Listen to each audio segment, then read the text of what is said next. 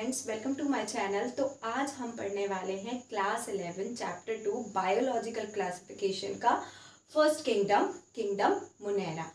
तो सबसे पहले आपको ये पता होना चाहिए कि किंगडम जो क्लासिफिकेशन है वो किसने दिया था। तो किंगडम का जो क्लासिफिकेशन था, जिसको हम 5 किंगडम क्लासिफिकेशन बोलते हैं, उन्होंने R.H. विटेकर ने दिया था, जो कि साइंटिस्ट थे 1969 में। ठीक है, जैसे किंगडम मुनेरा, प्रोटेस्टा, एल्गी, प्लांटे और एनिमेलिया।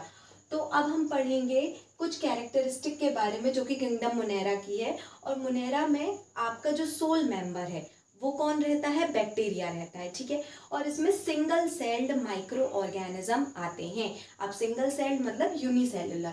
तो अब हम देखते हैं इसकी कुछ कैरेक्टरिस्टिक। जैसे कि सिंगल सेल्ड है, ये प्रोकैरियोट्स रहते हैं। प्रोकैरियोट्स का मतलब इसमें ऑर्गेनल्स जो रहते हैं, न्यूक्लियस जो रहता है वो एब्सेंट रहता है।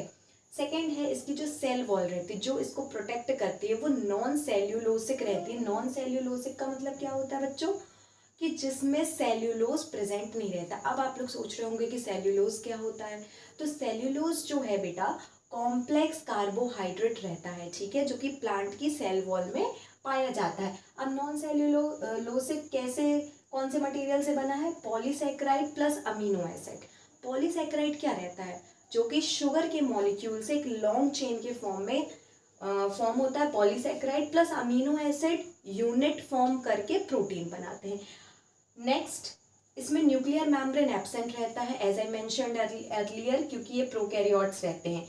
अब अगर हम इसके न्यूट्रिशन की बात करें तो न्यूट्रिशन में इसमें ऑटोट्रॉफिक और हेटरोट्रॉफिक आएगा। तो आपने छोटी क्लासेस में पढ़ा होगा ऑटो और हेट्रो का क्या मतलब रहता है। ऑटोट्रॉफिक जो रहता है वो अपना भोजन खुद बनाते हैं और हेटरोट्रॉफिक दूसरे पे डिपेंड करते हैं। ऑटोट्रॉफिक में आपका आ जाएगा कीमोसिंथेटिक बैक्टीरिया और फोटोसिंथेटिक बैक्टीरिया।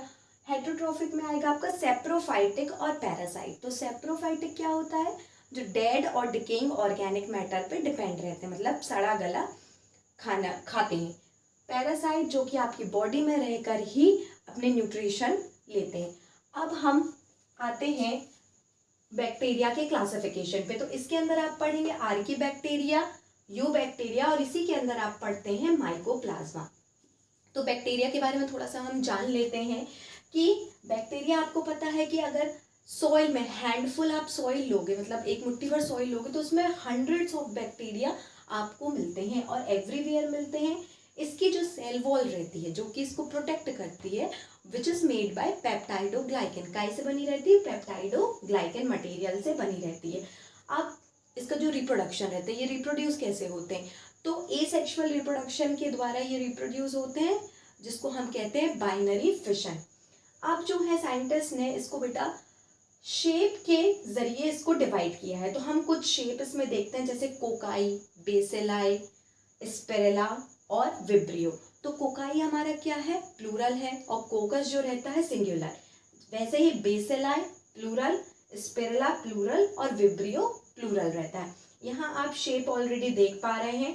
जो कोकाई रहता है वो स्फेरिकल शेप्ड का रहता है, जो बेसिलाई रहता है वो रॉड शेप्ड का रहता है, जिसमें स्पोर्स जो है प्रेजेंट रहते हैं। ये बात आप हमेशा याद रखना।